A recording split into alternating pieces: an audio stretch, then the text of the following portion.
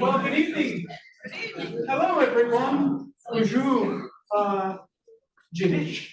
Is that right? How you say hello in Gaelic? Jiddisch? Jiddisch. Well, sorry? Jigwit.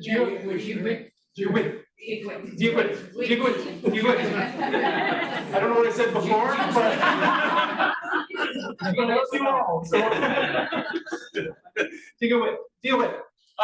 It's great to see you all here. Thank you so much for being part of this special event at Traill College. I'm Dr. Michael Eamon. I'm the principal here at Catherine Park Traill College, and I'm just so grateful that you're all here this evening. I'm also very grateful. I'm grateful to wake up and to be able to come to a place full of life and students and energy, but I'm also very grateful to be on the treaty and traditional territory of the Mississauga Commission. And I don't know if you know this, but there used to be a grand portage.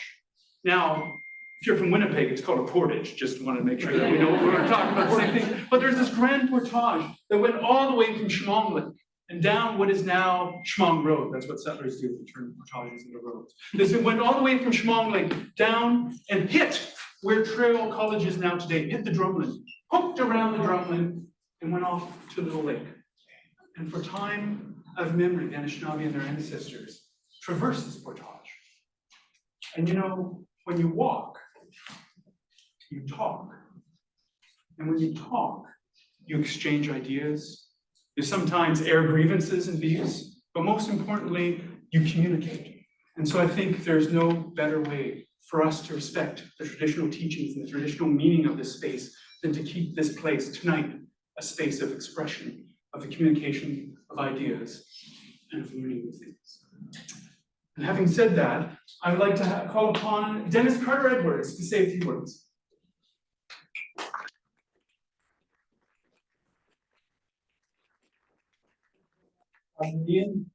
Well, greetings, ladies and gentlemen, and I hope the mic picks it up. My voice is actually getting a little hoarse. I can't imagine why. For some of you, this must be the fourth or fifth or maybe even sixth time you've sat through one of my presentations. So thank you for your endurance in all of this. As I said, my name is Dennis Carter-Edwards. I'm one of the board members of 9 Ships 1825 Inc. And it is indeed a pleasure to welcome you to the Transatlantic Colonization and Consequences, the Impact of the 1825 Peter Robinson Migration panel discussion here at Traill College. Now, the planning of this event began over a year ago, like so much else that's been part of the 9 Ships program.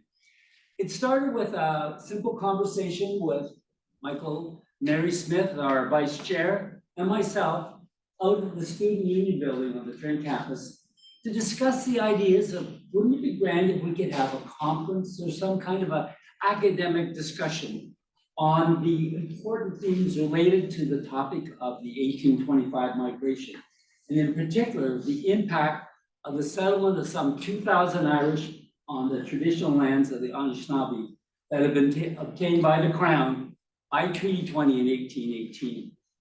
As a board, we felt it was important, amongst all the many other events that we've had over these past few days, the tours, the cemetery walks, the music, the displays at the Heritage Fair, and the theatrical productions that I'm sure some of you have seen. And for those of you who haven't yet, be sure to get tickets for the 4th line production of The Wild Geese. It is amazing. You will be disappointed if you miss it. All of those are important events, but we felt that there was something else that was needed to make the program complete. We thought there should be an opportunity for a more serious and a more... They're asking you to speak into the mic for the overflow.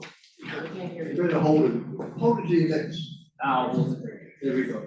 Is that better? Oh, yeah. Better here or probably better across the way. Okay. As I said, we felt as a board that there was a need and an opportunity in the course of our 10 days for a more serious and a more academic discussion of the whole topic of immigration. The impacts of immigration on Indigenous people, the impact of immigration on the newcomers, the Irish that settled in Iceland. Now, in putting this panel together, we were very fortunate to have 3 very accomplished and very knowledgeable speakers who agreed to take part in the panel, and for that, I thank you very much for that. I would now like to turn the program over to your moderator, Dr. Michael Eamon, President of Traill College, to do the introductions and to moderate the speakers. I can just sit this time around and enjoy the conference. Michael, floor is yours. Thank you. You've done so much work already, so I'm glad you can just sit back, relax, have a cool drink, something water, but it still would do the trick. In my day job, not only am I a principal of this college, but I'm a historian. And particularly, I look both at the history of early Canada and the history of memory and commemoration. So this was a very special evening for me to do this. And including this 200th anniversary, this is such a great commemoration. And when we commemorate things, it gives us an opportunity to come together. But it also gives us an opportunity to find out a bit more. And as a historian, you ask a whole bunch of questions: who, when, why, what, where, you know, the W5. But what is the most important historical question? Anyone? When's a good one. If they don't know when, that's problematic. But Why? Why is why the most important question? Because it's the one that leads to understanding. And that's what I hope we can get to tonight, a bit more of an understanding about people and their trials and tribulations, why they came here. We know a little bit about that. What happened when they got here? What did they do? And then we can ask, you know, all these questions, and we find out a little bit more about perhaps ourselves than asking. And so we have a very esteemed panel here to help us get there this evening. We have Dr. Laura Piers, whose research explores relationships between museums and Indigenous peoples. She's managed international projects linking museums and Indigenous communities, including the Great Box Project with the Haida Nation and the Royal Collection Trust, the Peterborough Museum and Archives and the Hiawatha First Nation. The To Honor and Respect Project is one of her many, many accomplishments. She is Emeritus Curator at Pitt Rivers Museum and Emeritus Professor of Museum Anthropology at the University of Oxford in the UK, and holds an adjunct appointment at Trent University in the School for the State of Canada. Put your hands together.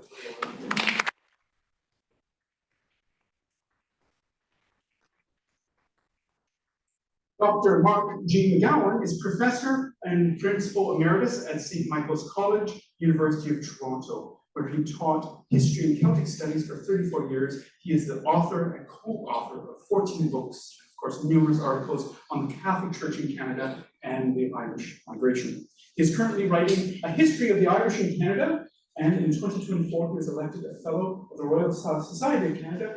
Dr. Mark McGowan.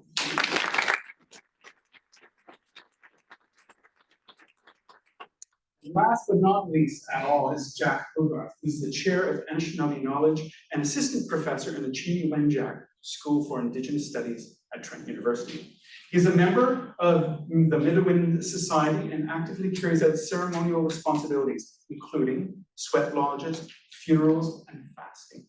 His work bridges land-based knowledge, cultural resurgence, and First Nation educational sovereignty. Put your hands together for Jack.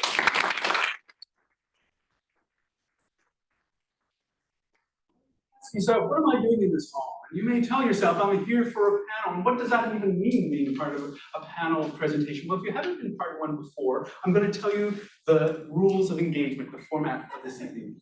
Each one of our panelists is given 10 to 15 minutes, a little bit of time, to make a presentation about their arguments, what their perspective is on different aspects of the Robinson settlement. And then, after that, we'll have a second round. After that round of presentations, a second round where everyone will have about 5 minutes more to add on, to perhaps make some clarifications, add some further discussion or reaction to what happened in the presentation. And then, that's when it gets really interesting. Then I turn the mic over to you. And then we have a question and answer period, and I will run around with the mic, and you just put up your hand, and I will hand it over, and we'll moderate questions for 20 minutes, maybe half an hour, see how interesting it is. We know there's a gang of people in the overflow room. We love you. We wish you could be here with us, but you are here in spirit. In fact, you're only 50 feet away. And the lovely and wonderful, talented Alexandra will be taking their questions and texting them to me as well. And so I hope you don't feel, amiss that your questions will come to us as well. So does anyone have any questions about the rules and what we're doing this evening? All right, without further ado, who did we say was going to start? Jack.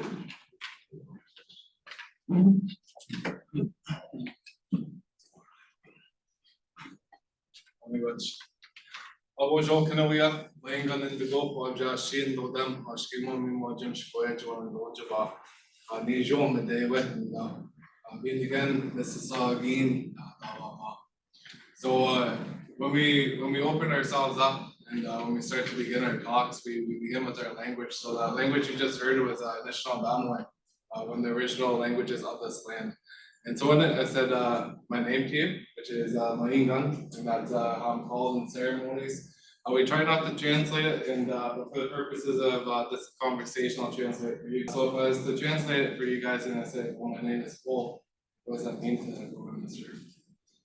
It may not mean much, but for us, there's such a deeper meaning behind it. And so that's why we tend to try not to translate our names. I come from the Martin clan. I'm from Curve Lake, Burley Falls, and then my mother, she's a part of the 60 scoop in the infamous Indian hospital testing. And so she is Quichin and from Old Crow, Yukon, and Fort McPherson, Northwest Territories. And that last part that I said, being again, Mrs. Agin Dawa Ma, means you're welcome here. Come here onto our territory. And so I just wanted to open up with those words. Before we begin, I know I've kind of looked at the course of the panel or the course of your adventures as you've been going on and learned about the lift locks and all this kind of stuff, the most beautiful things we Peterborough. One of the things that you may have not heard is our creation story as an initial of it.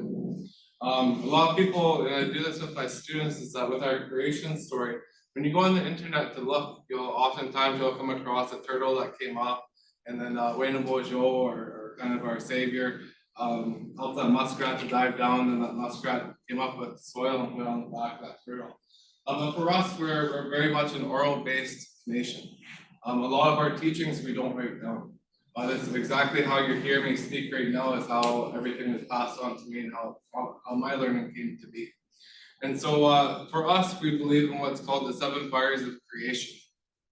But the 7 fires of creation, they say, this takes 4 days to go through. And so I have to get through this.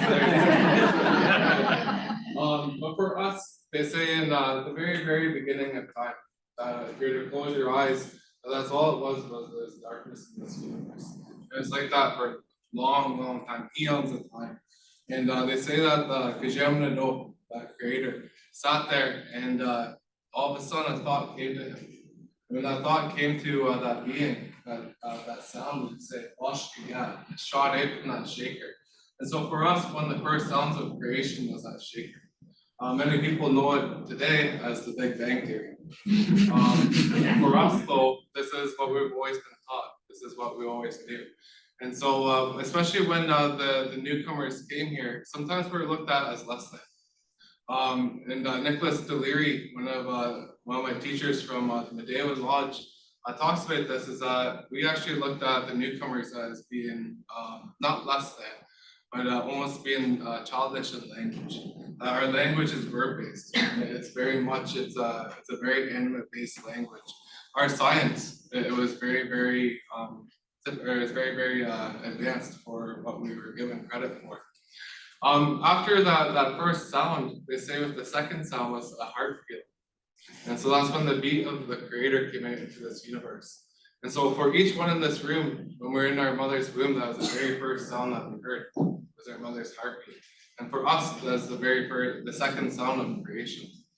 And so in the second fire of creation, this is where the sun came to be. And so when the sun was formed, they say that that sun was formed and light started to come. It started to pierce through that darkness.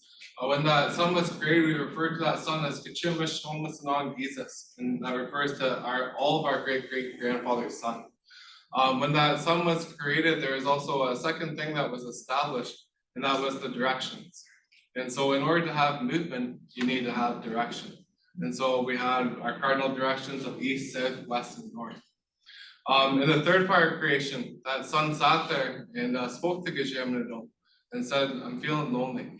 I feel like I need a partner. Something's missing here. And so that's what Gajamnado did, is that he reached down and he grabbed a piece of that sun and he molded it and it became the moon. And so I know even science right now is trying to explain how that moon came to be. For us, that was our third fire of creation, was that partner came. And so in such is life, that there's a duality to life. And when we walk through this life path, we experience good things, we experience bad things. When we go and we look at our medicines, so there's one medicine that will cure you, but there's another medicine that we call a fool's plant that can do harm to you if you don't know how to use it. And so in the fourth fire of creation, this is what we call mama G, movement. And so this is when movements start to occur. And for us as Anishinaabe, we go clockwise. And that's because with the universe, it's going in a clockwise motion. That's the way we're taught. The Haudenosaunee, who I'm not sure if you guys have met yet, another confederacy comprised of nations, they go the earth way. And so they go counterclockwise. But for us, we go clockwise here. In the fifth fire of creation, this is when we call it Mina Kanan. This is when some of the elders will refer to as the blueprint of life. And so this is when Gajamna sat there and he had thought, and in our language, we don't have he or she. And so that's why when you hear me saying he, it's just a great being. And so when the creator was sitting there, all of a sudden, these thoughts came to him on what was supposed to look like down here on earth. And so all those thoughts were put into seeds. And so everywhere you see it here, from the maple trees to the grasses to everything that you see, the insects, they were part of that blueprint of life. There's another being that was created during this time that we call Nimki Benasawak, or the Thunderbirds. And so those Thunderbirds, their mission was to carry those blueprints of life and bring them down to this earth so that earth can flourish. And so on the sixth fire of creation, this is where we start to get into, for us, we believe Gajamna is perfect. But this is the one time in our teachings where you actually hear Gajamna made a couple mistakes. And so that creator, when he was starting to create Earth, or create a planet, they say that he created Mercury, but it's too hot. And it's kind of like Goldilocks and the Three Bears kind of situation here. Also created Venus, and then he created Mars. But when those Thunderbirds came down, they noticed that the one planet was too hot and those seeds would burn up. The other one was too gaseous, and so those seeds would just fall down, or they had nowhere to go. On that fourth one, or the third one with Mars, it was too cold. So the Thunderbirds that were coming along, somewhere else will say that they froze. For us, and then all of a sudden, the Shkok came.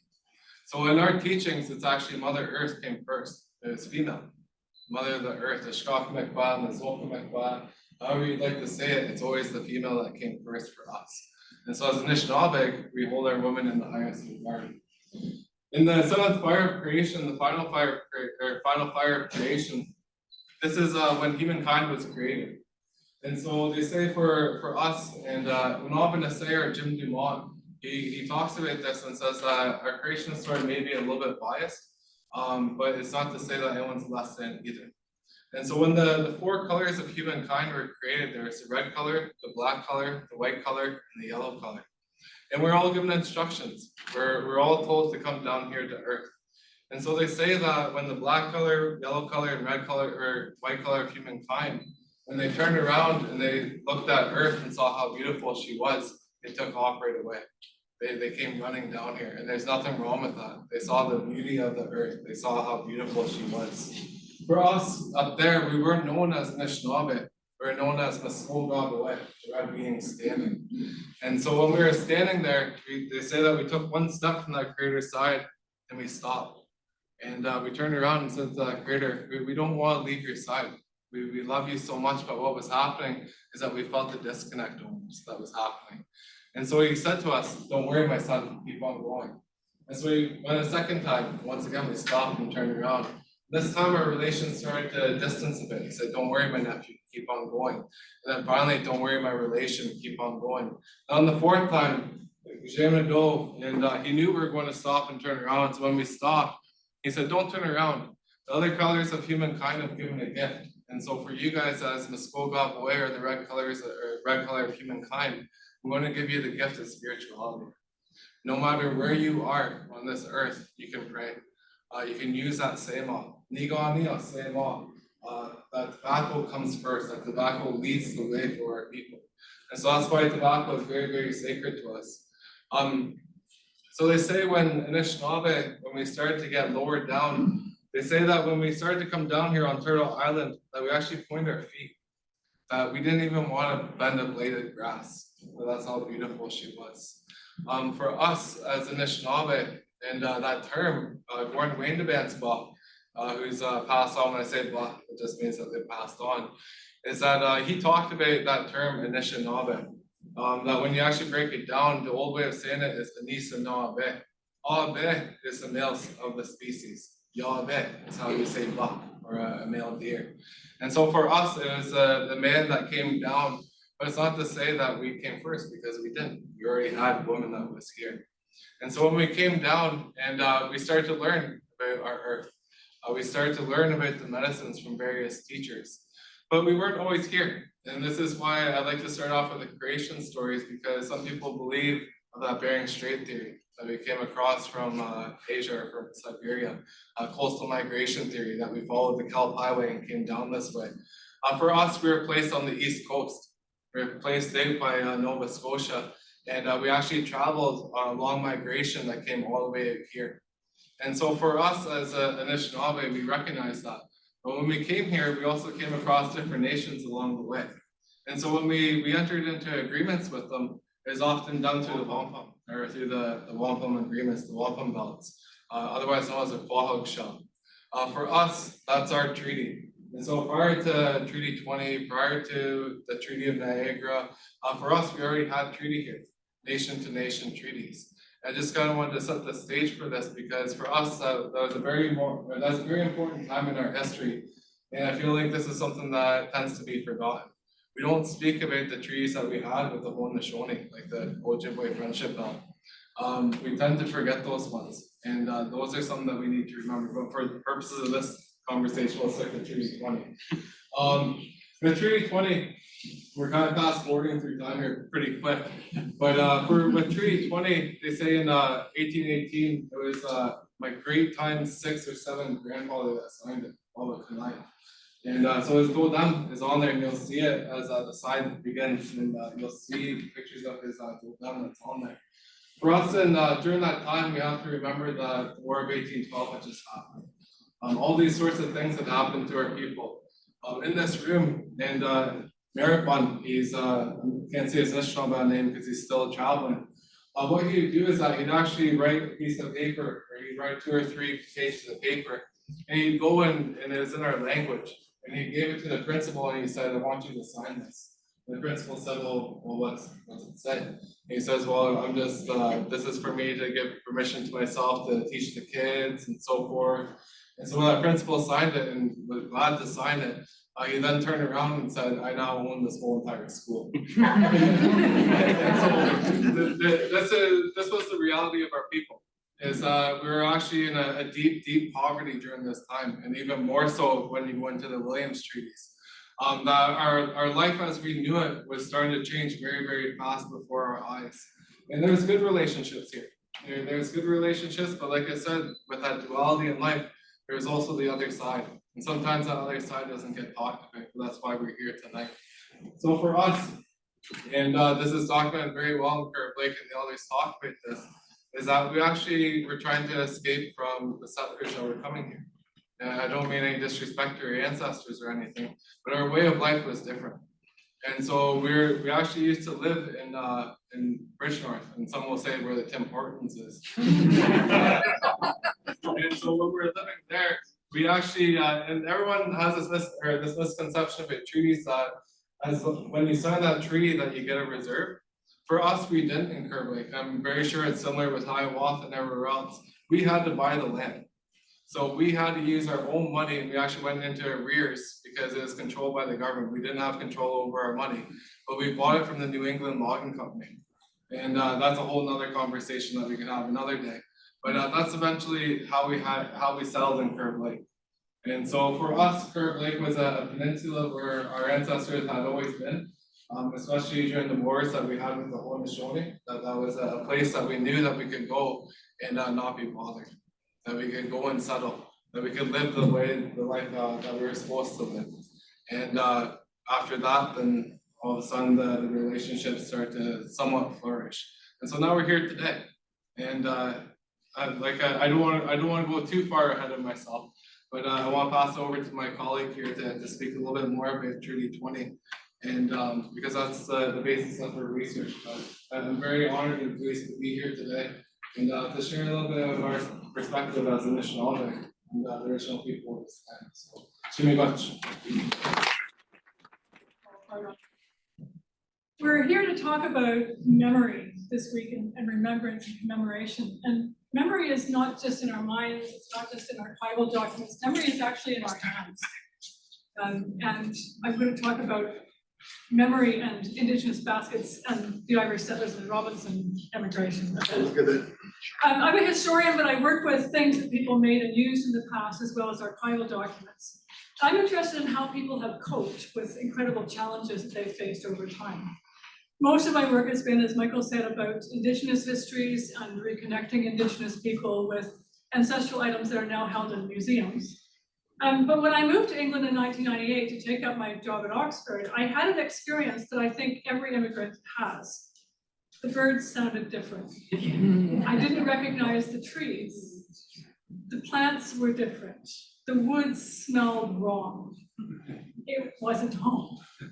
And when I came back here in 2018, after 20 years away, I was very much aware that I was echoing the journeys that my own ancestors had taken from northern Wales in the 19th century, and I was coming as a settler onto Mississauga land. So it made me think about how early settlers in this region encountered Indigenous peoples and how those encounters might have helped them to survive. I'm at the very beginning of this research. I'm chewing my way through local archives right now and publications. The real challenge is that there's almost nothing I can find that's written by the Robinson settlers. I think most of them are probably functionally illiterate, and if you have sources, please share them. What I have found, of course, is the published material by aspiring middle-class English settlers like Susanna Moody and Catherine Parr Traill and Frances Stewart and those people. And the one thing I'll say about that material is it's useful if you really look at it hard and squint. But at least they were equally prejudiced towards the Irish as they were towards Indigenous peoples, right? I mean, they really looked down on the Irish as much as they did express condescending attitudes towards Indigenous peoples. And I'm finding some archival material, but as I say, this is just at the very beginning. But so far, it's very clear that between the 1820s and the 1840s, in the whole Kawarthas region, from Rice Lake north up to here and up to Young's Point and over towards, Buckage and Buckhorn, Indigenous peoples and settlers in this region interacted very frequently, and they were exchanging goods, they were exchanging knowledge, and it was a very ordinary, everyday occurrence. And we know this was true for the Irish settlers in the Robinson gang because of one story that Susanna Moody tells. Now, this is from Roughing It in the Bush. It wasn't published until 1852, and it's not clear when this incident took place. But she and Mr. Moody go up to a mill to have some grain ground, and then she talks about going to Mr. Y's mill. She's using that Victorian convention where you don't name people, you just give a first letter and you let people guess. So Mr. Y, and she says that he emigrated from Canada with a large family from Ireland, and she named some of his children, Betty, Nora, Pat, and Matt. And indeed, if you look at those ship lists, which are very conveniently to be found on the Nine Ships website, thank you, Dennis. This has got to be Francis Young, who came out with his family. I think that the kids have slightly different names in the ship list, so Pat and Matt appear on the ship's list as Patrick and Matthew, of course. And as the Moody's are leaving the mill, they're going down the path, I suppose, towards their own boat. She sees Pat and Matt down by the shore. She says, in two beautiful new birch bark canoes, which they had purchased the day before from the Indians. Moody's sister, Catherine Parr Traill, in the Backwoods of Canada, which was published in 1836, so a bit closer to the Irish arrival. She writes about Indigenous people camping near her house and visiting to trade baskets, mats, ducks, cane, and they also borrowed the big kettles to do their laundry in. Now, much of this exchange was done between women. It was a couple of Indigenous women. The men would be away hunting and fishing. The women would be in camps nearby, and they would come up to the cabin and offer to trade things. So it was often done between women, absolutely ordinary. And they were ordinary because Mississauga people, Anishinaabe people at this time, were moving seasonally still across their hunting and fishing territories to harvest in all the spots they knew well. Although they were finding that other people began to own those areas, right? So Moody writes about, quote, a dry cedar swamp not far from the house, which had been their usual place of encampment for many years. Although the favorite spot had now passed into the hands of strangers, they still frequented the place to make canoes and baskets to fish and shoot. And Jack, I think you're absolutely right. People went to Curve Lake, to that peninsula, to kind of get away from all the change that was happening around them. But they still went out into the world quite frequently, and that's really obvious in these records. It was a really good thing for the Irish settlers that they could have such encounters with Anishinaabe peoples. So when the Robinson settlers arrived in this area, they would immediately have found themselves coping with all kinds of things that were completely unfamiliar to them. They'd never experienced an Ontario winter. Last winter, I live in Lakefield, it's north of here, and last winter the snow was right up to my shoulders after I'd been shoveling it a bit, and the Irish would never have seen anything like this. You do get snow when I went that up. They would certainly never have ice fished. They would never have to have used snowshoes to get around, or canoes to get around, right? And Captain Basil Hall came here in 1827 to sort of check up on the Irish settlers and probably to write his report to the government on how things were going. And he quotes a letter from another early settler who's not one of the Irish groups, but was here at the same time. And that man says, "We tried to make some maple sugar in the spring, but as we had nobody to tell us how to set about it, we did not succeed. We had no potatoes until August, and we were glad to gather any wild plants which we were told could be safely used." They could have been told by other settlers, but frankly, I think it was much more likely they were told by Anishinaabe people. And Langton writes about, in the 1830s, writes about watching Indigenous men ice fishing, and I'm willing to bet that every man and boy in the Robinson group would have watched the Indigenous men ice fishing very keenly because they had to learn that technology. They had to learn how this worked, or they would starve, and sometimes things were pretty close. Our trail says that Indigenous women sold low bush cranberries to settlers, which would have been a crucial source of vitamin C during the winter. And those frequent exchanges and sometimes gifts of game and fish by Indigenous people to settlers were absolutely crucial to settlers' diets in the first few years. And Moody, who's not given to weakness in her writings, does admit that a couple of times they were pretty hungry, and a hunter went by and looked at them carefully and said, "I think you need this deer more than I do." Several key Indigenous technologies were also really important to the survival of the Irish settlers, especially canoes, snowshoes, moccasins, and baskets. So canoes were absolutely critical. Every settler writes about how impassable the forest was, and everybody used the rivers to get around, right? But not everybody had canoes during those first few years. So Francis Stewart in Peterborough in 1823 writes about having a 2-year-old with severe dysentery, which would kill you back in those days, and not being able to go for medical help because, quote, "we had as yet no canoes. And we were dependent," she says, "on chance visits from the Indians for a passage to the other side." Really dependent. But there were profound things happening around those exchanges. So there's a story that's linked to an early settler family just west of here, the Annans, where an Anishinaabe woman came up to the house and wanted to trade some baskets, and so the farm wife said, "Oh, sure," and they agreed a price. And then rather belatedly, the farm wife introduced herself. "Oh, I'm Elizabeth, and this is my husband, John." And the Anishinaabe woman looked at her and said, "Oh yes, we know who you are. Your family stole my family's land." And then she picked up her payment and left. Between 1806 and 1827, the settler population of Upper Canada increased from about 70,000 to about 177,000. The Indigenous population remained relatively constant, although it began to die at that time because of introduced disease, at around 8,000. So Indigenous people were swamped by settlers. They could see the forests coming down as the cabins went up. They could see clearings emerging.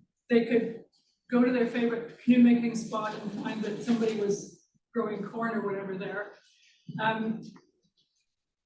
And Michizaki people and Anishinaabe people were very skilled and experienced diplomats. They'd been dealing with the British for nearly a century in very serious ways by the time the Robinson group arrived. They were not naive. They knew what was happening. They had signed Treaty 20. One of the chiefs at Rice Lake, when they signed Treaty 20, expressed the wish that white people would be kind to his people. And of course, we know that by and large, that didn't happen. But they weren't naive. And yet, Indigenous people helped those settlers survive. And to me, you know, they did that. They engaged in those ordinary acts of kindness, those profound acts of kindness, looking at a settler and thinking, your kids are awfully fat. I think you can eat this deer more than I do. This is what you can eat in the forest. This is how you do something. You'll need this basket to move your potatoes. To me, that's why we need land acknowledgements. There's a whole politics about land acknowledgements in Canada, and they're often very badly done. But to me, there are moments when we can acknowledge gratitude for that fundamental decency and humanity across cultures that helped not just the Robinson settlers, but all of our ancestors survive in this place. I'm very keen to hear what Mark McGowan has to say, and I'll pass over to him. But thank you very much for listening. I'd like to, first of all, to congratulate the 9 Ships Committee, all the volunteers who have worked on this, because it is really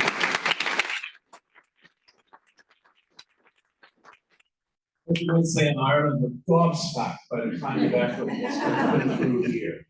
Because after 34 years at U of T and 3 more before that at the University of Ottawa teaching, you realize that one of the most important things that you can do as a historian is try to translate that ivory tower somehow into something that has meaning to the people who are actually paying the taxes, okay, to allow you to teach there. And so public history is extraordinarily important. And the recovery of memory, of family lines, of story is extraordinarily important. And that's what this project in many ways is about. And so we're coming up in time. And this is, in a sense, very similar. I was really taken by what Jack said with regard to the Anishinaabe tradition is an oral tradition, the stories are passed.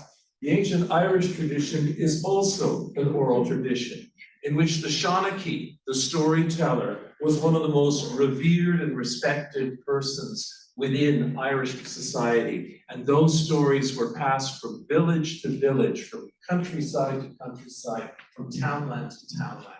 By individuals who had memorized those stories at the foot of a mentor, another Shawnee, to tell the locals about how they could understand their world in their way. And then the Sassenach came. Okay. This is not just an Irish story that I'm going to tell, this is also a First Nations story. And so I'd like to acknowledge, first of all, that the work that Jason King from the Irish Heritage Trust in Dublin has done, and my research here was enormously supported, and we learned so much in what I've been calling conversational exercises as we worked with Indigenous elders and knowledge keepers as we presented them the letters, some of the letters that I'm going to show you this evening.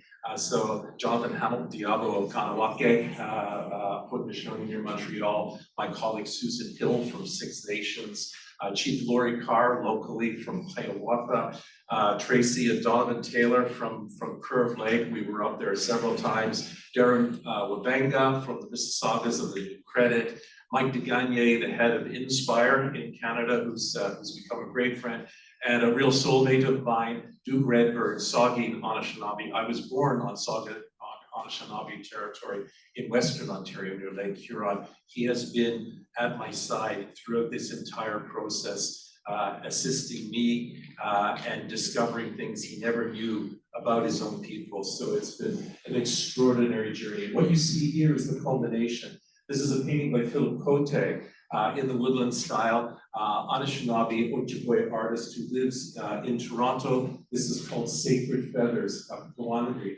after Peter Jones, who was Ogama or chief of the Mississauga of the Credit in the 1840s, and also a Methodist preacher who was very influential in these parts among the Mississauga. He was Mississauga himself. But as you can see, it's a painting that honors the generosity of Indigenous peoples at a time of crisis in Ireland's history, the Great Irish Famine from 1845 to 1852.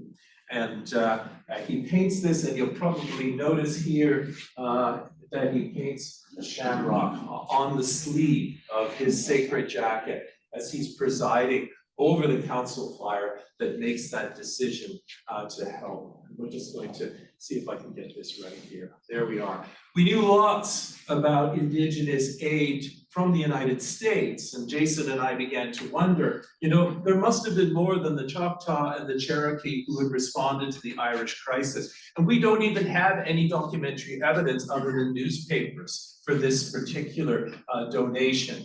And what was struck as we go through the donations from the Choctaw, the Cherokee, is that just within a generation before, they had been removed from their lands in what is now the deep American South in Florida. The Cherokee, the Choctaw, the Chickasaw, the Creek, the Seminole, on their trail of tears, and thousands died at the hands of the United States government as they were removed from their territories to some place that would be called Indian Territory, and now the state of Oklahoma, which was then opened up for further settlement. So we thought there must be something here. All we had come across, in a sense, was the expectation of the Governor General at the time during the Great Famine. And understand, 1 million people died in Ireland in the Great Famine, and 1.5 million more, maybe 2 million, migrated. The population of Ireland has never recovered since that time. There were 8 million people in Ireland in 1841. There are still less than 8 million people in Ireland as I speak to this day. That's how devastating this was demographically, economically, socially, religiously, linguistically, as my ancestors and your ancestors lost their native tongue for the most part. In this particular case, Lord Elgin said, several Indian tribes have expressed a desire to share in relieving the wants of their suffering white brethren. Well, where did he get this? And one of the interesting things about being a historian is always probing with those questions, those W5s, and one that I think is really important, how? Okay, how does this come to pass? Okay, so being curious, well, those are rates of exchange, which I won't bore you with.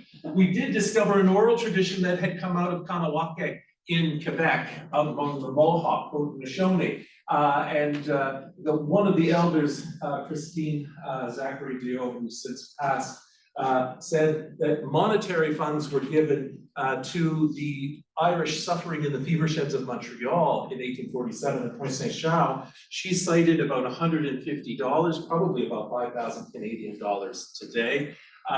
And we found some joint relief out of a fund in Montreal that indicated that more money was given. And we also discovered then that the Abenaki, south of the St. Lawrence, and here on Wendat, north of Quebec City at Lorette, had also given money in funds that had been solicited by Archbishop Signé, the Catholic Archbishop of Quebec at the time. So we were onto something.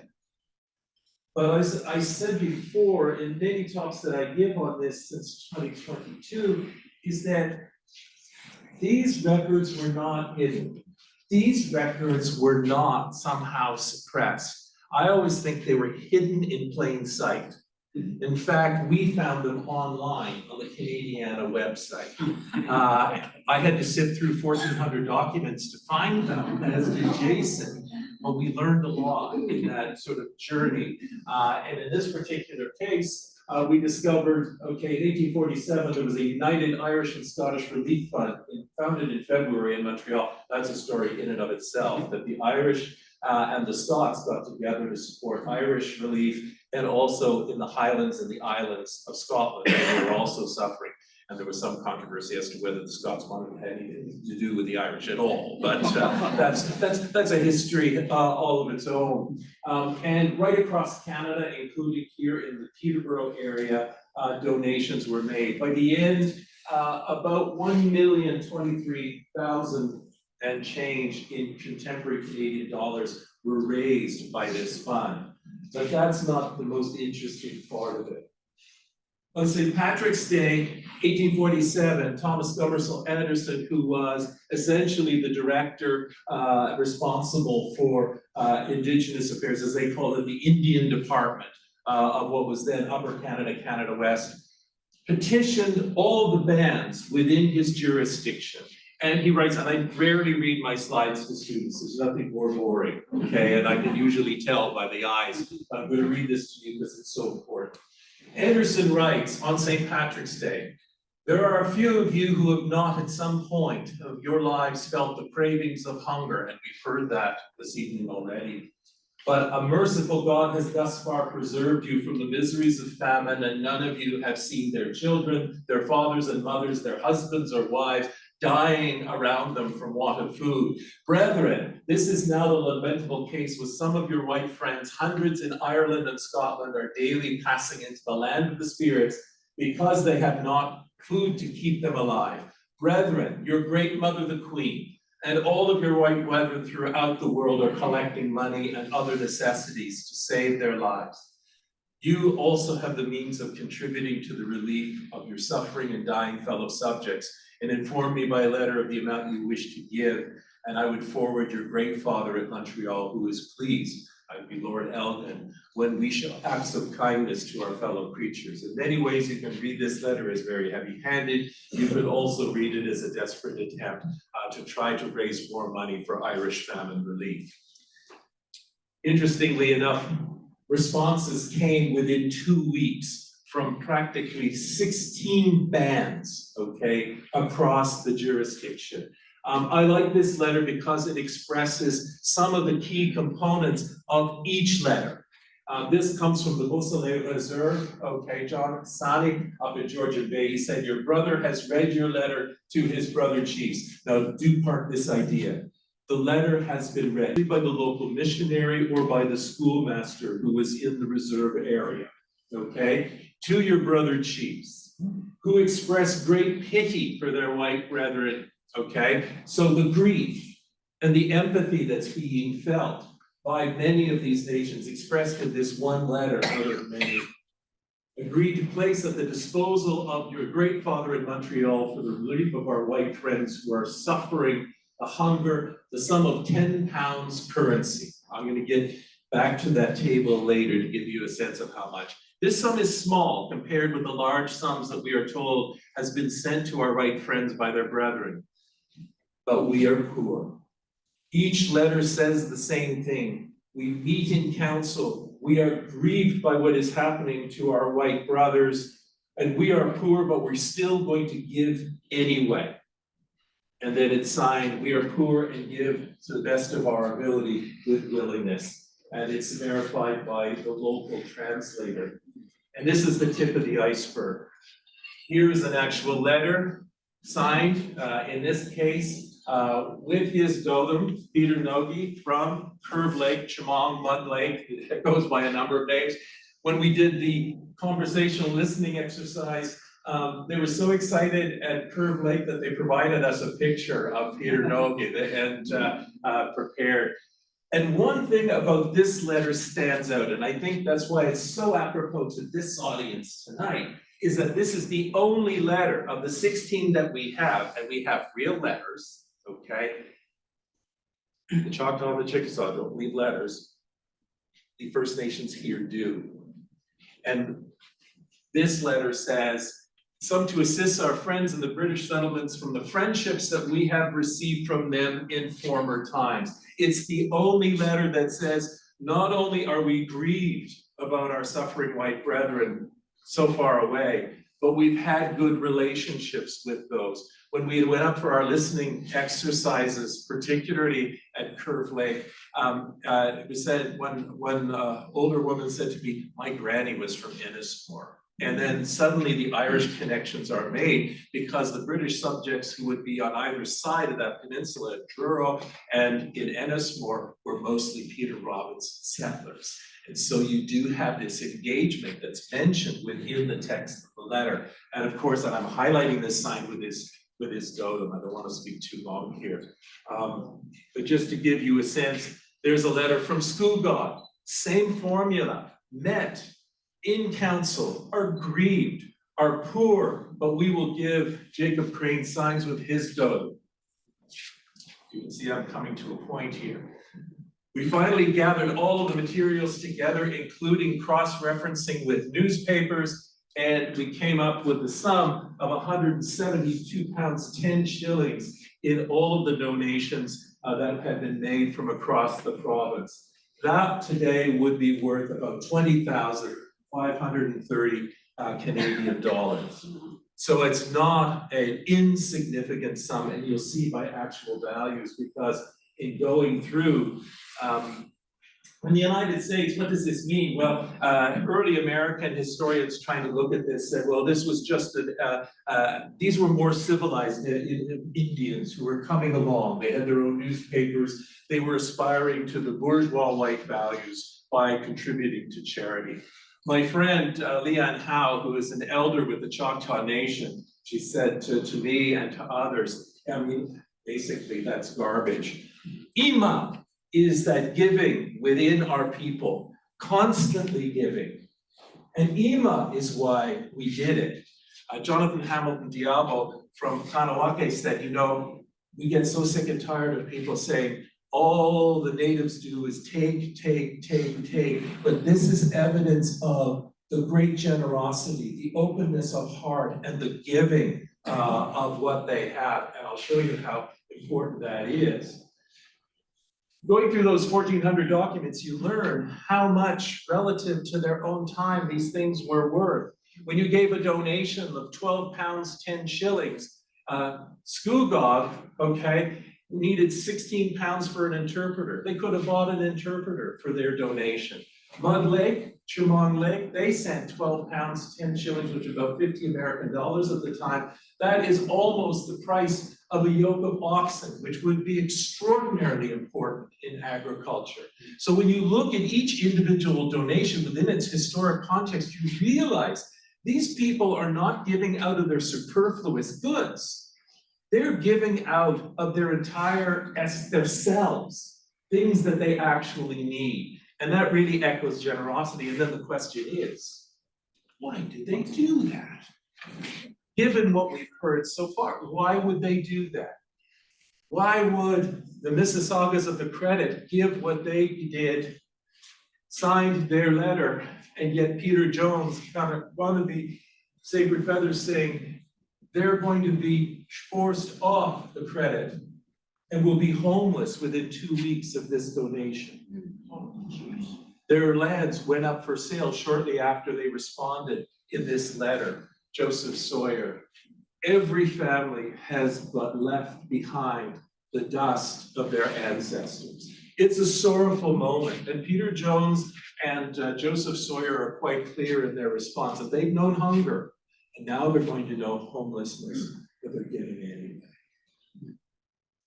And of course, Sawyer signs with the Craig. Darren Wabenga, when he read this letter, made the hair stand up on the back of my neck, because he said, this letter is powerful to me for so many reasons, but he said, Joseph Sawyer was my 4 times great-grandfather. And we heard the same from Laurie Carr at Hiawatha. It just makes an old historian quiet. We heard about treaty, and that's why I keep pointing to the Dodomok that are on these letters. These are the symbols that the English would have thought, well, he couldn't write in English, so he just scribbled down, you know, an animal to represent him. Not knowing that these were the symbols, these were the signs that were used, that were imprinted upon those treaty relationships with the crown. And I go back here to what my colleague Heidi Gohacker, who's a legal expert, said, and I'll read that. They inform the respective understanding of time, space, history, law, philosophy, ethics, and most significantly, the foundational relationship between human beings and the world in which human lives. Anishinaabe leaders wrote these images on documents pertaining to their lands and councils held on those lands, reflecting the discussions of those councils. These images are expressions of Anishinaabe law. There are signs of peoplehood, of identity, And they're imprinted not only on those treaties, they're now imprinted in these letters, because as treaty people, they recognize that treaties aren't supposed to make one group over another. This is not a hierarchy. As Cadmus Delorme explained to me from Saskatchewan, he said they were supposed to be two canoes flowing side by side. Unfortunately, one of them put a motorboat on and just kept going. But the important thing to remember is that the Anishinaabe people, the Haudenosaunee and Huron-Wendat that wrote these letters, remember that this was a relationship of reciprocity between treaty partners. And so when they said white brethren that they had never met, they meant it.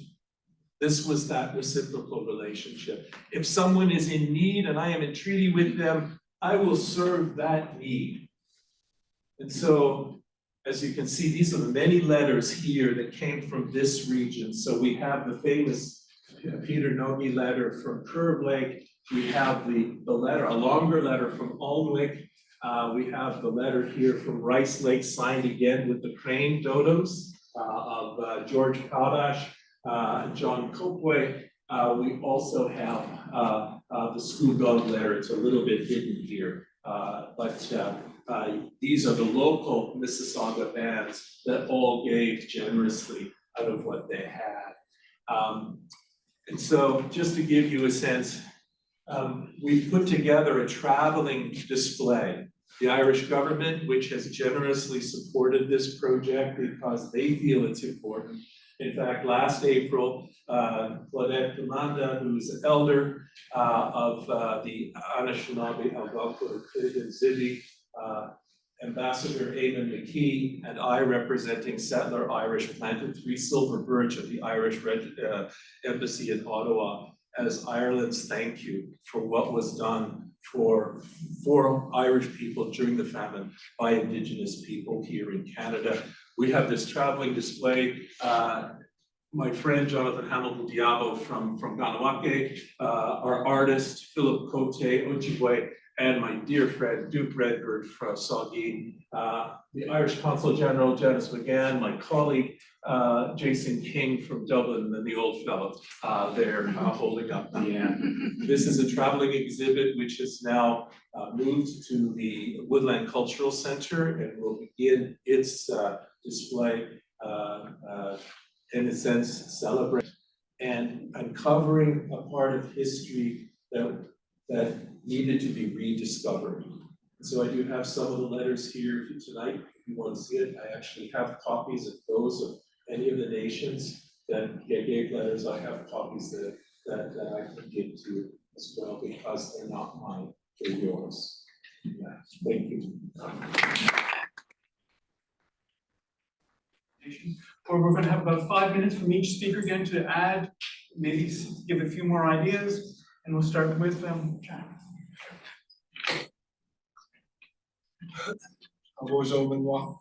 So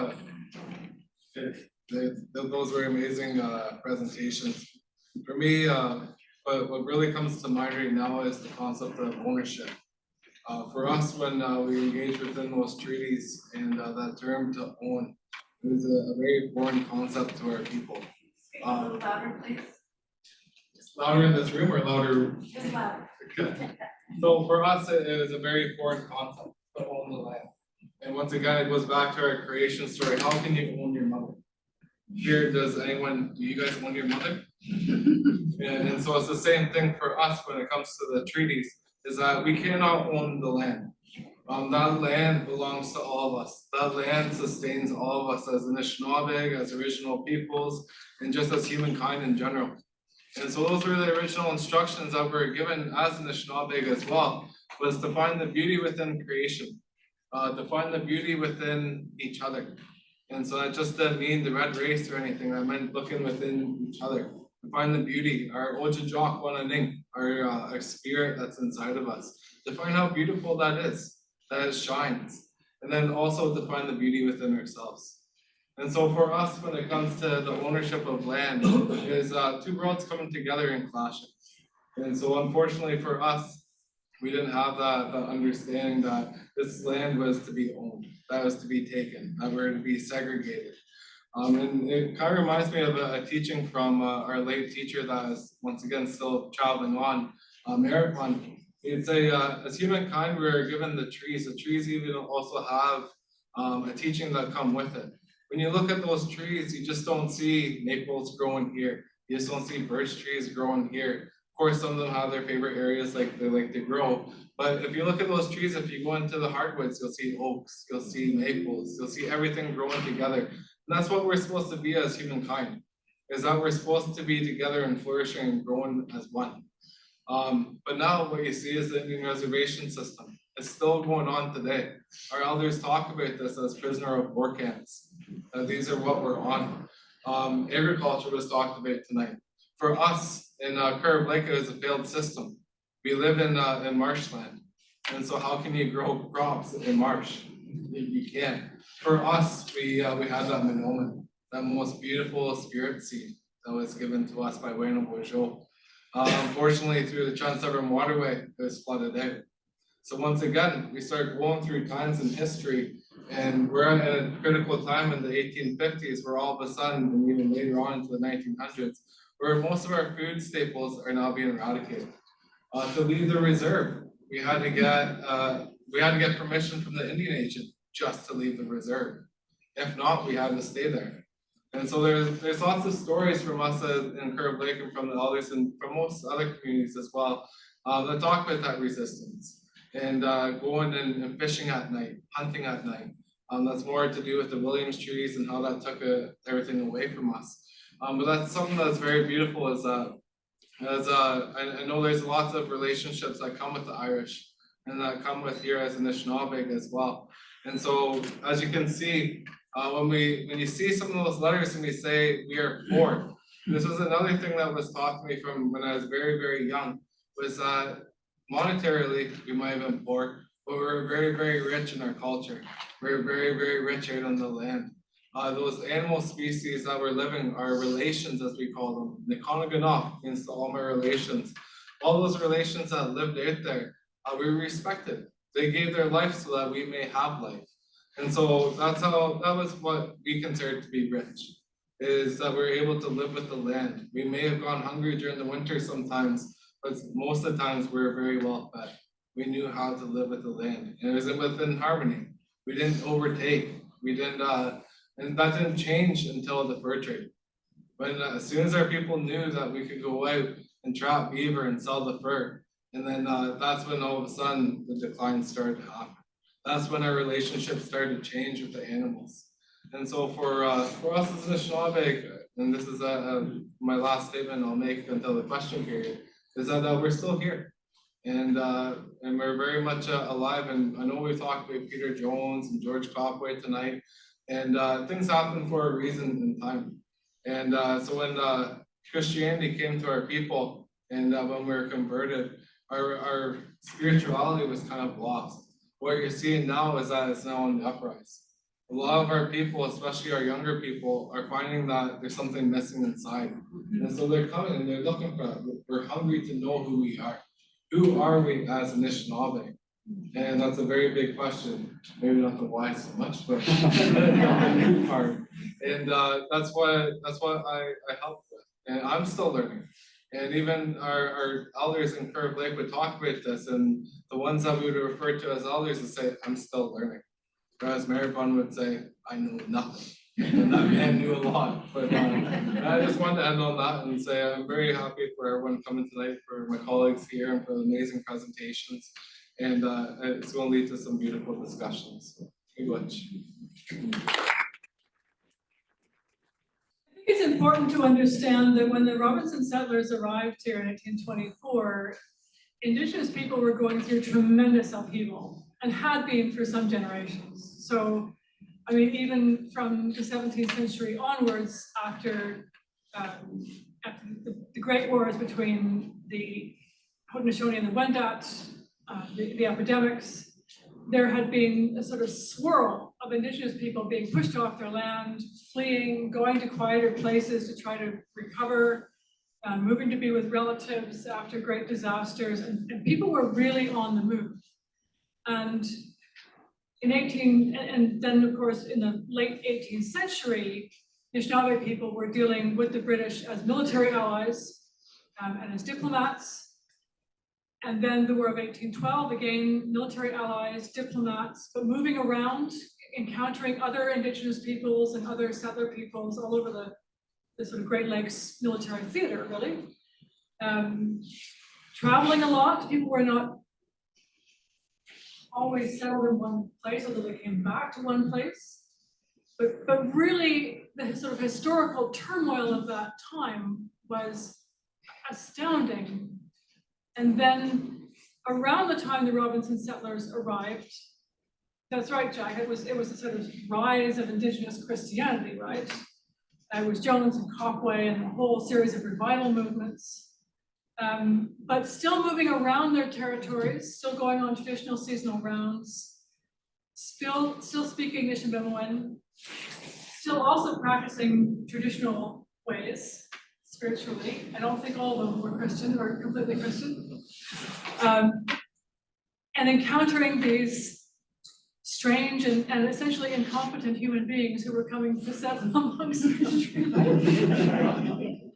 So another set of people in turmoil, moving around, migrating, and sort of, it's almost like ocean currents swirling around. And in all of this, these beautiful encounters taking place, informed by Indigenous values about generosity and human decency, and knowing that they were technically more competent in this landscape than the settlers were.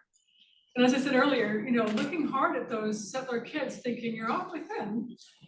You eat this deer more than I do.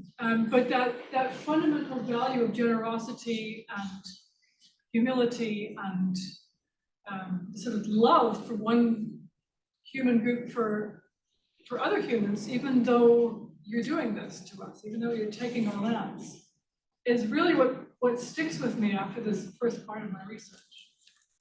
So I guess this idea of turmoil, people's moving around, but still knowing their lands, knowing their waters, knowing their territories, being forced further and further into concentrations that eventually became reserves. Yes, it's true, Hiawatha was designated as a reserve in 1833. How do you say it? Alnwick? Thank you. In 1837, and Curve Lake not until the 1880s, which is astonishing. So being pushed, concentrated into these places, having less and less access to traditional harvesting places, but still giving, being generous, making sure that their neighbors survived. Occasionally intermarrying, I would think. I don't have those genealogies yet, but there must be marriages. Yeah. So just to me, this is wonder. This is the wonder of being a historian.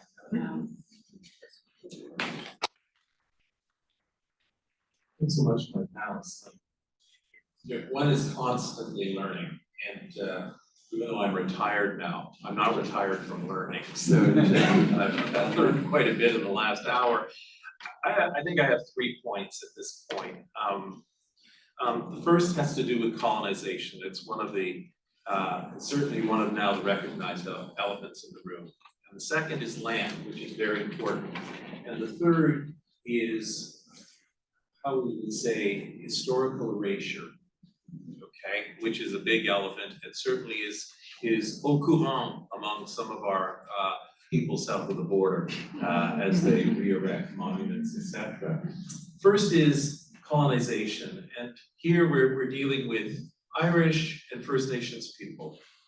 I'll tell you a story, because I like doing it. Part of the process, Nathan Winklow teaches Mohawk at Queen's University. He is Haudenosaunee from Tyendinaga, and actually he lives locally. At the Irish Embassy residence during the tree planting, he had the letter from Tyendinaga, and he said, I find it rather ironic that a colonized people, First Nations, are helping another colonized people, the Irish, and the letter in which they express their generosity is written in the language of the colonizer. And so what he did was he translated the letter from Tyendinaga into Mohawk the way in which he said it was intended. Now we did, Irish Heritage Trust has made a film, and I can make it available. It's free, it's online, and on that film, he actually reads the letter in Mohawk, and it is really quite impressive, even if you don't understand the Mohawk language.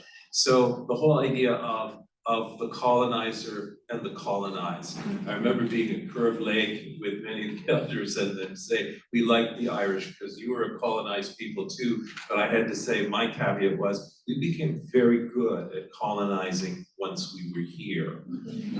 And that leads me to my second point, the land. And the land, critical as Jake has said, to the Anishinaabe, the Haudenosaunee people, the Huron-Wendat, but also critical to the Irish because for 800 years they were deprived the ownership of their own land unless you converted from your faith, your Catholic faith, and became Protestant. Therefore, under penal laws, you could then hold land. And so land is extraordinarily important when a landless people comes, having paid rent on 3 to 6 acres of land to a landlord, not of your faith for the most part. There were a few Catholic landlords, but not many. 1/3 of whom didn't even live in your country. They lived in the conqueror's country, and you paid it from, in many cases, subsistence. And of course, the Robinson settlers came from Cork, Tipperary, and areas in Munster, where essentially they were tenants on very small parcels of land and were rebellious. Let's face it, clearing out the Blackwater district, the English thought they were doing themselves a favor, getting rid of these roughneck, troublesome, bellicose Irish from this region. That's why it was chosen. So you look at that land deprivation, land hunger, land generosity in many ways, and then that clash over ideas of land, which is important. And then the irony of ironies, if I can. In 1872, Canada gets its third Governor General since the Federation, Lord Dufferin and Ava, who is an Irish landlord from the Clandeboy estate outside of Bangor in County Down in Northern Ireland. And he's quite the landlord's landlord, generous to the tenants, but still believes it's his land. When he's here between 1872 and 1878, he signs royal assent to Treaties 3 to 8 and gives royal assent to the Indian Act in 1876. This is my current project, is to explore what was going on in Dufferin's mind as he was essentially creating the horrors that we have now in terms of our relations and reconciliation. So land. And the third point is, of course, erasure. And one of the questions I'm often asked is, well, McGowan, you're a social historian and you're part of the problem. You're just trying to rewrite our history. What I'm trying to do is take the narrow lens that our history has been written through in Canada and not break it, but expand it so that our understanding of our history is far broader than the lens that we have inherited from subsequent generations of historians. So it's not about cancellation. It's not about erasure, okay? What it is about broadening the lens so that we have better evidence to answer that question posed at the very beginning, why? So there we go, I said it. Jack, Laura, Mark, this is great. And great way to bring Jack talking about the Indigenous roots and the culture that existed and exists and embodies this space. Laura talking about those interrelations between the early settlers, and of course the Anishinaabe in the area, and then Mark bringing it together with the relief for the Irish famine, but also those core points about those large elements about, you know, history is not only about difference, it's about also finding similarities, things that we can find in common with each other. And again, that's what understanding is about, is when we can find common ground, perhaps we can solve some of those issues together. But memory is a funny thing. And I'm talking right now so we can get your questions ready. So I'm just, you know, just saying that's why I'm going on here. So get your questions ready. But you know, there's an interesting play and turned into a movie called The History Boys. Has anyone ever seen The History Boys by Alan Bennett? Anyways, I won't get into it, but they go to a cenotaph, and the history teacher's with his class, and he says, you know, lest we forget at the cenotaph, it's actually, you know, lest we remember, because the more we commemorate something, the more we forget about it, you know, or forget other things. And, you know, this commemoration can push aside, you know, some histories for other histories. And I think this is what's wonderful about this moment tonight, is that we can expand that perspective and not just forget and push aside things, but use commemoration as a way to really get to the core of what happened and this core sharing that we had. So questions, I have a microphone. I'm going to, I see Al has already put up his hand. Just put up your hand. I'm going to give you the microphone, give a question to the panel. You can say one panelist or the whole panel. I'll take the microphone from you like that, Al, and I'll go to the next person. Thank you. Yeah, I'd like to appreciate the wonderful presentations we've had this evening from the panelists. And there's a lot of things I could ask, but I have studied the Peter Robinson settlement quite extensively. And I noticed in the advertisement here, or the announcement of this meeting, the word experiment. The word experiment is used. And it sounds very precise and scientific, but the British government, in a sense, was creating an experiment when they assisted Irish coming here. The reason this conference is on is because there's a very great legacy from the Irish in this area. And in a sense, the Irish were very successful in this area. Their impact seems to be very evident. Why do you think the experiment was considered a failure? There was no further support for Irish immigration and settlement from the British government, even though it seems to be very successful. So I'll just start answering that, and maybe Mark has something to add, or I don't know, Jack, if you want to come in on this. I don't know about the whys of why there wasn't another Irish attempt at mass settlement, but this was one of multiple experiments, and they were talked about like that, to settle poor people from around Great Britain in Canada between about 1812 and about 1830, yeah? So the Selkirk gang who ended up in Manitoba, completely unprepared for the Manitoba winter. There were three waves, the Scots, who were essentially Highland clearances folks.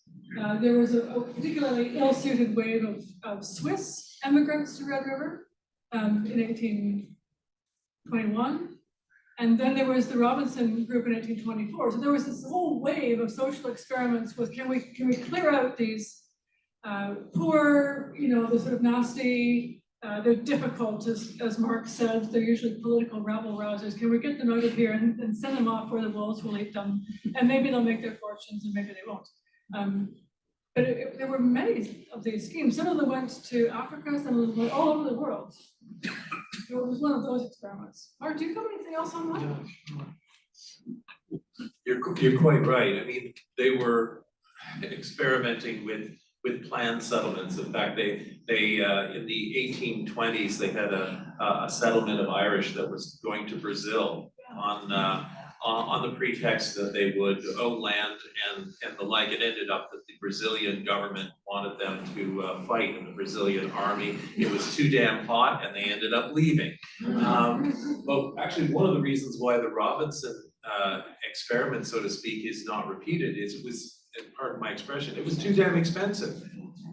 This was something that the British government was not willing to spend another shilling on because they had expended so much. The first group, of course, going to what is now Lanark County in Enguerrand and ending up there being some trouble there near Shipmansville's, now Carleton Place, and which is why the next settlement was shifted here. But it was expensive, and I hate to be cynical at my age, but of course, when governments see the dollar sign or the pound sign, and it rubs, how should we say, against the grain, they go for another route. And of course, there are other planned settlements later on, but normally they're privately funded, and usually in the famine period by landlords themselves, and that's another story. Yeah, I'll just speak briefly about this. Is that in the government's eyes, they need people to come and be on the land and essentially displace some of our people as well. This was one of a strategic place for them to come. When you start looking through the treaties, you start to see Toronto. You start to see all these places along the border where they're trying to keep the Americans out. Peterborough was an area where they were really concerned about an uprising from the quote unquote savage Indians. To say that the Trans-Siberian Waterway was built as a result of that, or as a result of that.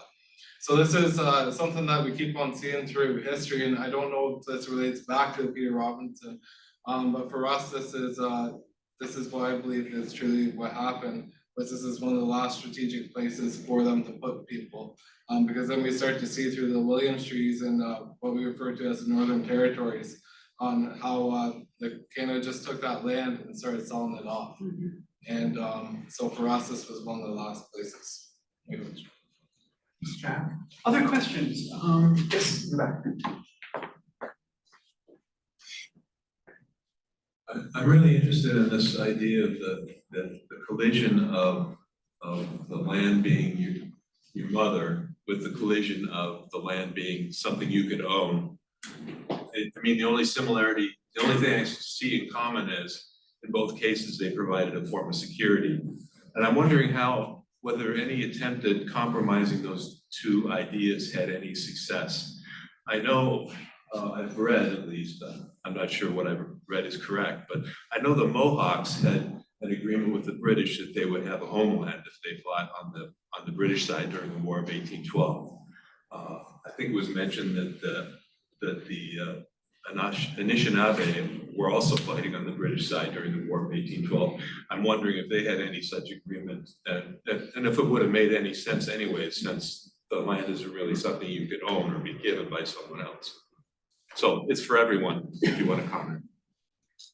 So, and going into the specifics of it, when it comes to the War of 1812, we have to realize that through Treaty 3, the Mississauga, we entered into that agreement, and later on came the Haldeman Proclamation. So that's where the Haudenosaunee, because of their allyship with the British at the time, why they're given lands up here. And so the British had to secure land first in order to give to them. But this is why I started this conversation tonight about our wampum belts. For us, it's the Haudenosaunee, that friendship belt, Ajawija Kalendion, Gachimigas Apakan. That friendship belt that exists between us is that never again would we ever go to war with one another. That there be a path of peace, a path of intermarriage, and a path of open communication. And so for us, for our Mohawk, if we want to use brethren, or our Haudenosaunee relatives, this is why we very much welcome them up here. But our values change. And so that's what we start to see today with the current, the chief and band councils, is that it's very much about ownership of land.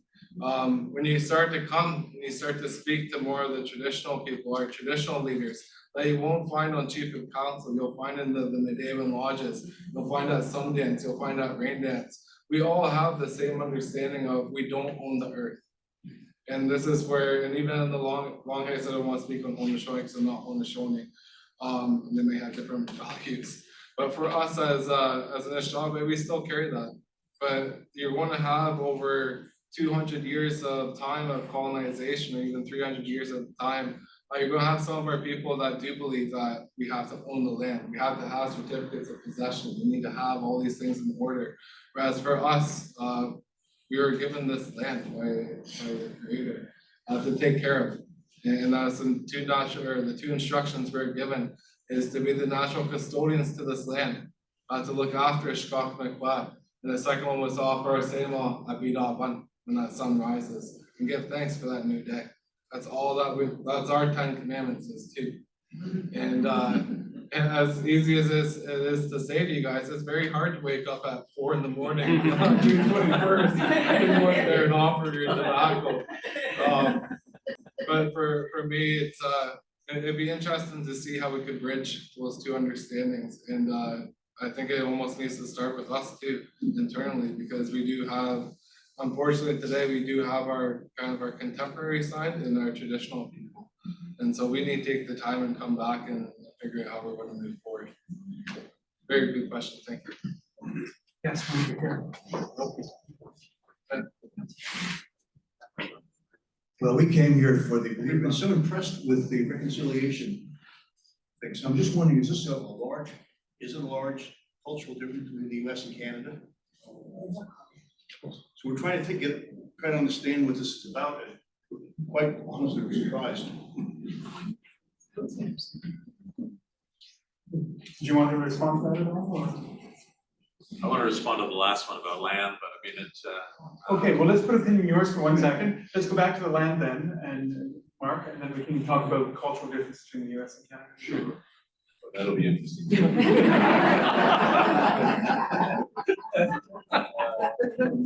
I think the land question is the question at this point. I mean, when the Crown assumes the whole idea of Crown lands in the 1830s, the whole idea is basically to protect the Indigenous peoples from the rapaciousness of people who are squatting and invading the territories. And what's curious is, and I said it briefly with the Irish here, imagine this. Your ancestors having paid £3 every half year in their gale for 6 acres of land to a foreign landlord, and they come here and they're granted 50 and 100 acres that they can have freehold amortized over time. It just must have been staggering for them that this land would be mine, because they were in the mindset of land tenure and land holding. The bridge that might have been taken is reverting back to those old Gaelic Brehon laws, where land was held in common, where land was shared. And of course, those Brehon laws are essentially eliminated during the Tudor conquest of Ireland.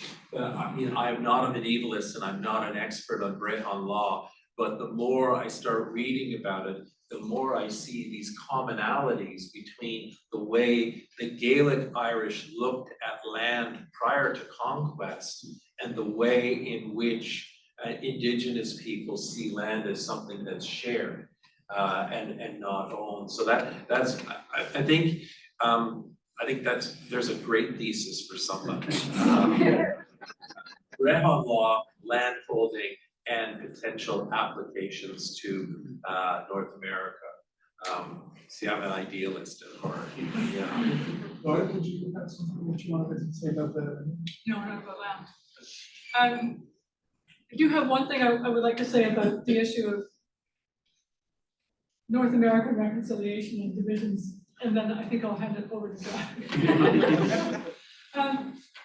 So as a sort of white middle class settler Canadian, I would love to be able to say, oh, as if everybody were different, right?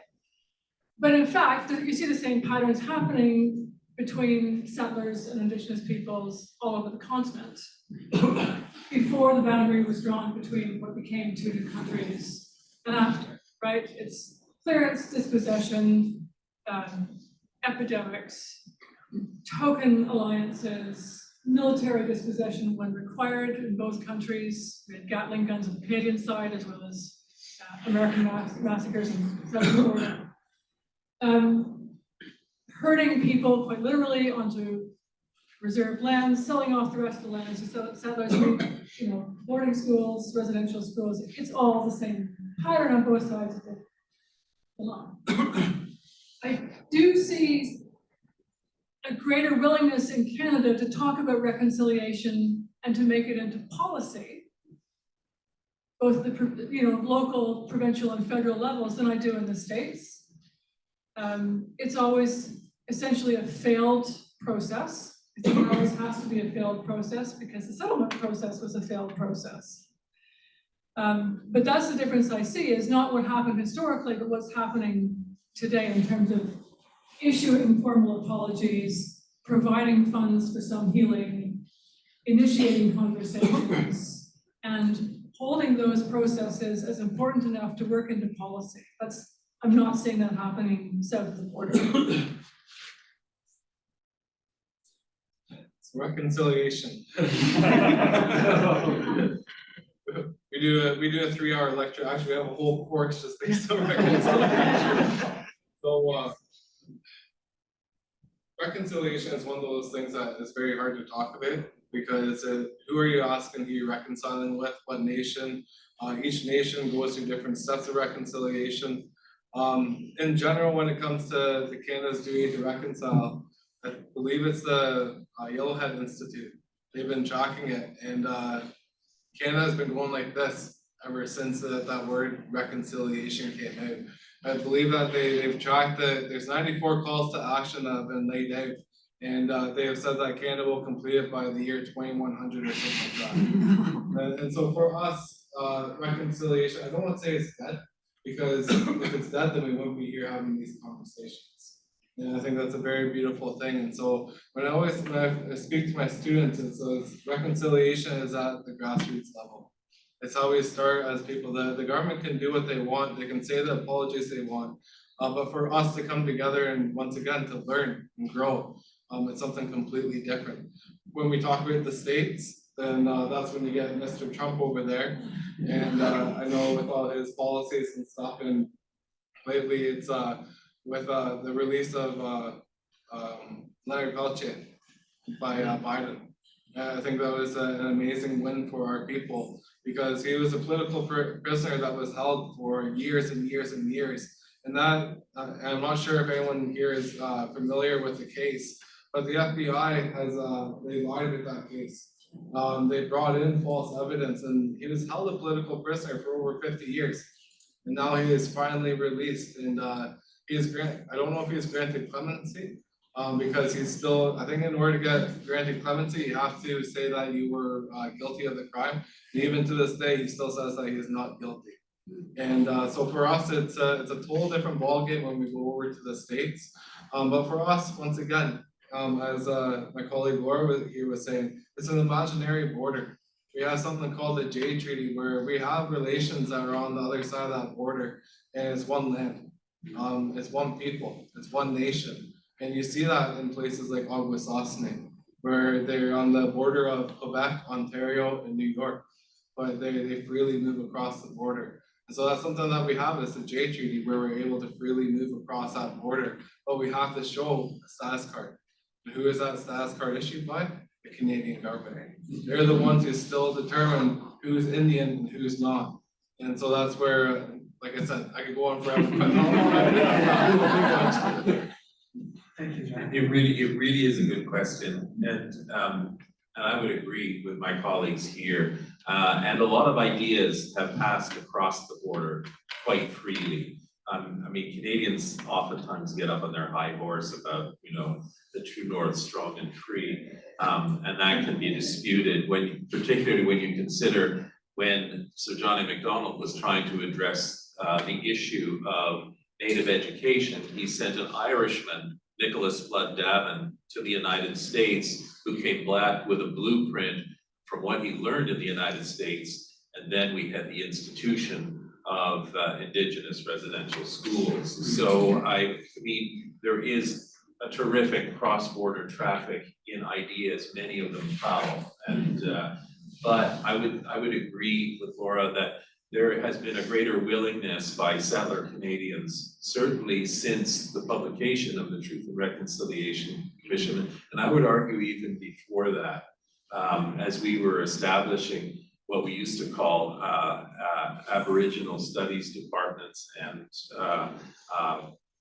the like in our universities, because we were at least willing to talk about these issues in a scholarly and compassionate way.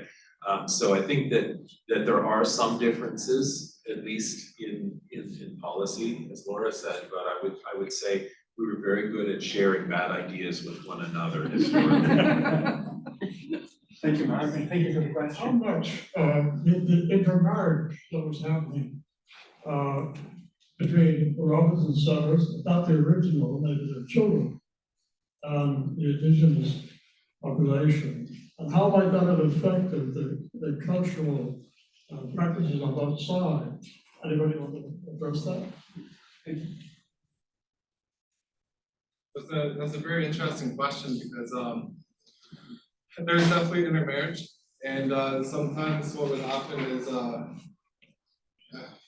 you'd either be taken with one family and you'd be raised a certain way, and that's what your identity was, or you'd be raised the other way, and that's what your identity was. All of a sudden, what complicated things is the Indian Act. When the Indian Act came in and we started to intermarry, we started to essentially be free today. We started to lose our status, and once you weren't status, you couldn't live on reserve. And so this is how Burleigh Falls came to be. For us, if you're like my great grandmother, she married a Scotsman, and she lost her status, not because she had kids with him, but simply just the act of marriage, that she no longer became an Indian under Canada's eyes. And so she lost her status. She was kicked out from Curve Lake, and it wasn't her own people. Her own people spoke against it and said, no, we'd like Mrs. Hoggarth to stay here. But as the Indian agent that came along and said, no, she needs to go. She is no longer a band member. Jack Jacobs, who was our original chief of Burleigh Falls, was born illegitimately, was born out of wedlock. He therefore lost his Indian status. And so for us, it was a tricky game around that time. So if there was intermarriage, we would have hit it. That we might not have said that this is my so-and-so father, and worries that we'd be kicked out from the reserve. And so I don't know how much of it is documented. I haven't came across, but maybe more. That's something I very much hope to look at in this research that I'm doing, and I'll have to do some genealogy to figure out where the intermarriages were and what happened to those families, but it's a great question. First of all, I want to say, not all Americans are different than Canadians. I want you to know that. All right. The second question, or the second issue is this. You know, there was quite a migration down in the States in the mid part of the 19th century. And my father's maternal ancestors and his paternal ancestors both migrated from Ontario. One from this area and the other one from Owen South. And I would like to know what was your estimation of what the cause was of that significant migration, because I think it's quite interesting. Because in my community where my father was raised, it's all Irish, and most of them came from Canada. It wasn't a big city, a little bit smaller than Donnyville, but there was a lot of farmers. Yeah. So rule number one in 19th century history, studying British North America, is these people are on the move. That is the basic fact. And oftentimes it's opportunity, it's work. For example, when Irish canal workers were building the second Welland Canal in the 1840s and the 1850s, there were advertisements that were coming into local papers on Niagara from places like Wabush in Illinois and other canal works. And of course, as soon as that canal was finished, you moved on, and sometimes you moved en masse to other parts, often in the United States. In fact, migration patterns kind of look like a wavy line, because then families would come back again and end up in places like Manitoba or the Northwest Territories. So the population was constantly on the move, which drives social historians like me mad, because trying to track these people through censuses, it's a little easier if there are groups that are moving and stay sedentary for a little while. But that was just a fact of life in the 19th century, is that people were on the move and they went to both sides of the border. And I would agree, oftentimes if you scratched, an Irishman on one side of the border, you didn't find all that much difference, on the other side of the border, because he was only one generation removed, or his brother was still living in Downeyville or in the Annan Block near Owen Sound, and then now ended up in Ohio or Wisconsin, the American Midwest, because there was opportunity. Drove the Catholic Church priests nuts, because, I mean, there were so many books written on how will these people keep the faith, you know, when they're moving out to the wilds of the frontier. So it was a concern for everyone, first of all, for those Irish themselves who were in search of work. Will I find work? I want work. I want to support my family. And then to all of the infrastructure that was built here, saying, well, what's going to be there for them, you know, once they get there? Great question, because that is the fundamental principle of immigration in that period. People keep moving, and they're hard to track down. And just as a side, one of the reasons why I got into this in 2013 is I was asked to track 271 families who left the Strokestown estate of Dennis Mann in 1847. They were assisted by Dennis Mann. What happened to them? They found one kid out of the 1,490 and his sister, and they said, well, can you find the other 1,488? And like an idiot, I said, oh, I'll give it that. That's right. The thing that I'm surprised about, and I've been to a few Peter Robinson celebrations here, not once have I ever heard discussed the sectarian conflict within the Irish community that lasted for 125, 150 years. It shaped so many of the villages around. This was an orange town, this was a green town. And we're in Peterborough here, and we know about the Orangeman's Parade riot, and yet we refuse to talk about it. Why don't we talk about it? I'll say only that I had a story shared to me by an Irish settler, and I won't tell you which side his family is on, that some families were known to go out the night before the glorious 12th and nip off all the budding orange tiger lilies from the relevant gardens in Boston, so there would be no orange flowers. So I'm working on a study of Cavan Township right now, I mean, Cavan Township was settled largely by Ulster Protestants from the north of Ireland, and they made every effort possible to keep Catholic settlement out. And of course, you have the famous Cavan Blazers. I still haven't found solid evidence that this actually happened. But the thing is that if it did happen, it likely happened in the 1830s, when the Robinson settlers were now spreading out from their initial settlements. And I found letters, they're in the archives here at Trent University, between Peter Robinson and several of the local land agents in Cavan, trying to negotiate where they could settle them. Well, Omini was preferable to Cavan for those living in Cavan. So yeah, it's there and it's live. And unfortunately, maybe the historiography has turned it on its head, because that's what we used to always talk about. When Jay and I were undergrads, you know, at Ottawa, it was always the orange and the green, and Dan Cromwell. The Maguires. Yeah, the Molly Maguires and the like. But Irish studies in Canada has changed, because again, the lens has grown, and we're understanding so much more about the Irish situation. Like the Orange Order was not just out to kill Catholics, they also had you know, a fraternal benevolent side that nobody talked about. You know, that helped Protestant Irish families in rural communities survive in these horrific winters, provided recreation, provided death benefits and the like. Nobody was talking about that before. It was always how many Catholics did they try to beat up on St. Patrick's Day and vice versa as well. So, yeah, history moves in waves, and we're just on another wave right now, riding it, yeah.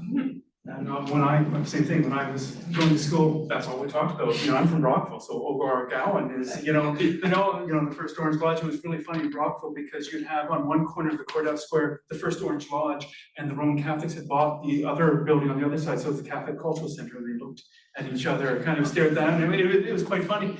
But you know, you bring some good question too about Irish Catholics versus French Catholics too, right? You know, like this is also the Shriners War. There's also I think one of the challenges is that we reify or make things into big blocks, the Irish versus this or this, and in fact, the Irish was very, diverse. And in fact, Catholicism was diverse too, and all this is going into this colonial mix where people are fighting, they're having these internal conflicts, between Catholics.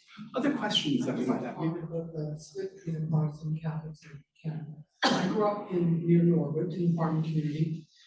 And until the time my generation came into the high school, I'll try to be fast. The Protestant kids were here, Catholic kids were there. Catholic kids went to the cafeteria in the morning for morning prayers, and then it was eventually that was stopped. But my generation started playing the guitar, singing songs, and then all of a sudden, the Catholic kids were in the Protestant kids' homes, and the Protestant kids' homes were in the Catholic kids' homes. And it was music that really broke down the division for my generation. Thank you. Thank you, that's a wonderful story. Jimmy, any comments on the power of music? Perhaps one or two, yeah. Thanks very much. And thank you, all of you, for putting this together, this seminar and discussion. In the raising of the gulf between the Protestants and the Irish, which has existed for several generations, I guess, in this area, I guess they, in a way, they have found a way through struggles and discussion and living with each other and ultimately intermarrying with each other. They found a way to reconciliation to a great extent in this community. And I think that's part of what I think the process we're kind of going through, Jack, with First Nations at this point, where we're trying to find a way to reconcile. And this has been a journey for myself, and I'm sure for people involved in Nine Ships, is how do we reach that point?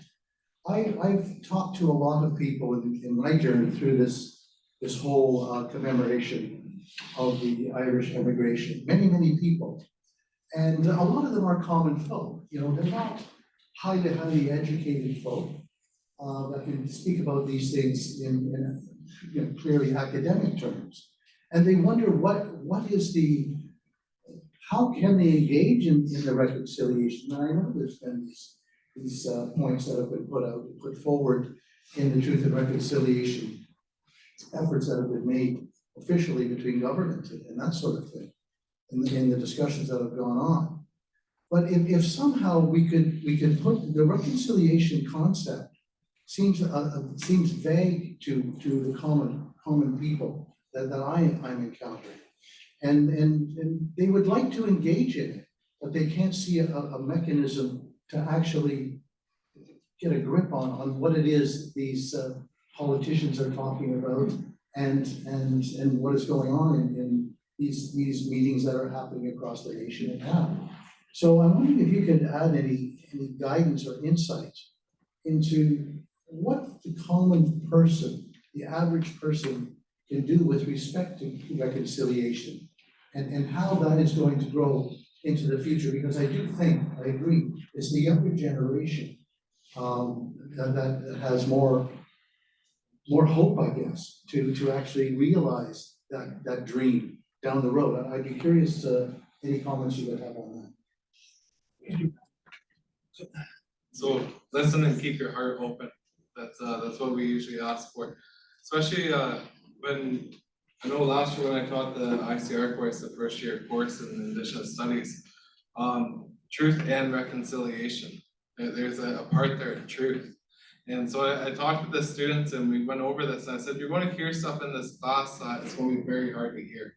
Or maybe you're taught in high school that X, Y, and Z happened, but you're going to hear from us that actually happened totally different. Or you're going to hear, I call it white guilt. Sometimes you're going to feel this white guilt of, well, this is my fault. And it's not. This whole truth and reconciliation what it's about. So moving forward, but we need to understand the truth first before we reconcile. There's another thing that is missing there. After we have that truth, so this is very much the stage we're in right now, is that truth stage. After that, we need a time to heal. We need a time to heal for ourselves, that we need to go back and heal. You guys need to go back and heal, and then we come together and heal. And that's where true reconciliation can start to take place.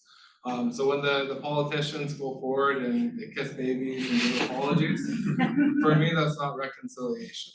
That's them just checking off a box. There's 94 boxes that are in front of that government right now, and they're just going like this and checking off, and it's meaningless when it comes across. That's why a lot of our people get upset, is especially, I know my grandmother, when she attended, like she was at 3 or 4 different residential schools, and when Stephen Harper issued the apology in 2008, I believe, that she was very enraged by it, and because it is very much is reading off a piece of paper, whereas our people want it to be heartfelt. And that's what we truly believe in, is that when we speak from the heart and the mind, and it comes out as if you want, true reconciliation. That's where spirit is spoken, when both of those areas are used. Not when you're just thinking from up here and reading from a piece of paper, but when you disengage from that and you actually start to engage with the heart as well. And so I think that's any advice on where you could get started is we have Minoman events, we have all sorts, we have come to the powwow. Yeah. Third weekend in September is a Curve Lake powwow. And feel free to come in, because our people were very open. We'll tell you what the dances mean. And then we have what's called intertribal dances, where you can take a shot at trying to dance. But this is what it's supposed to be about. It's like, one, there is going to be the uncomfortableness. There is going to be the pain about learning that truth, but it's about the laughter. And so it's about that thunderstorm teaching. When that thunderstorm comes through, it's very chaotic. But afterwards, there's that beautiful moment of tranquility that is in the air. And so that's that truth. After we're done speaking that truth, then we can have that moment of tranquility and go back and heal. So that's my advice of reconciliation. Just start to engage, but open up. Thank you for that. Thank you very much. I think we're approaching 9 o'clock, so it's been an incredible evening. Thank you so much to Laura Piers, to Mark McGowan, and Jack Hoggarth.